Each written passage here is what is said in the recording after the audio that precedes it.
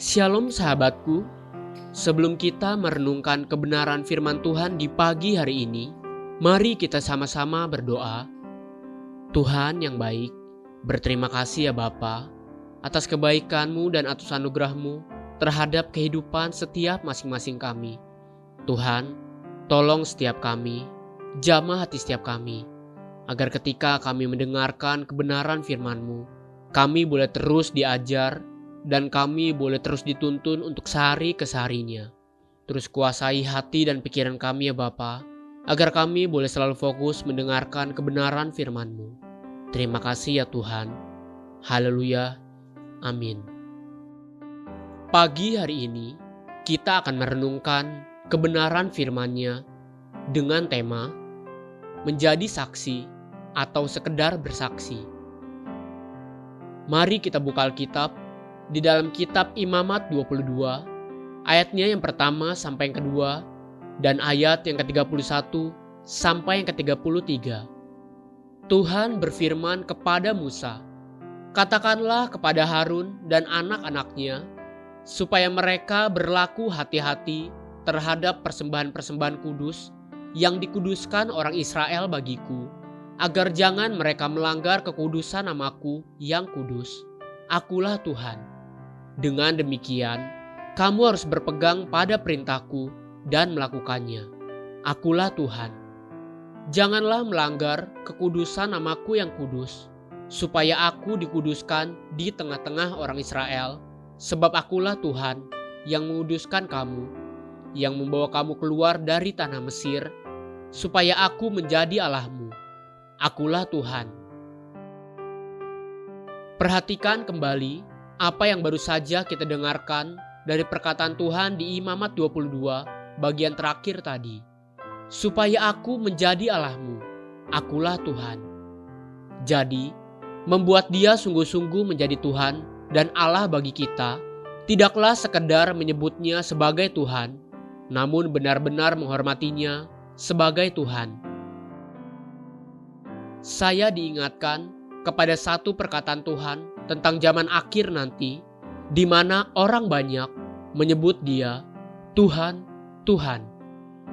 Matius 7 ayatnya ke-21 mengatakan, "Bukan setiap orang yang berseru kepadaku, Tuhan, Tuhan, akan masuk ke dalam kerajaan sorga, melainkan dia yang melakukan kehendak Bapakku yang di sorga." Namun, apa sebenarnya yang dimaksud dengan melakukan kehendak Bapa surgawi? Bukankah orang-orang tersebut kemudian berkata di Matius 7 ayatnya yang ke-22 sampai yang ke-23 demikian, "Pada hari terakhir banyak orang akan berseru kepadaku, Tuhan, Tuhan, bukankah kami bernubuat demi namamu dan mengusir setan demi namamu dan mengadakan banyak mujizat demi namamu juga? Pada waktu itulah aku akan berterus terang kepada mereka dan berkata, Aku tidak pernah mengenal kamu. Enyahlah daripadaku, kamu sekalian pembuat kejahatan." Coba renungkan sebentar. Mereka bernubuat, mengusir setan, bahkan mengadakan banyak mujizat, dan semua itu dikerjakan demi nama Tuhan. Bukankah itu adalah kehendak Tuhan? Bukankah Yesus pun melakukan semua itu? Namun kenapa dikatakan bahwa bukan setiap orang yang berseru kepadaku, Tuhan, Tuhan, akan masuk ke dalam kerajaan sorga, melainkan dia yang melakukan kehendak Bapakku yang di sorga? Melakukan kehendak Bapa adalah melakukan firman-Nya, bukan sekedar terlibat dengan kesibukan pelayanan semata-mata, sekalipun pelayanan tersebut sepertinya untuk Tuhan.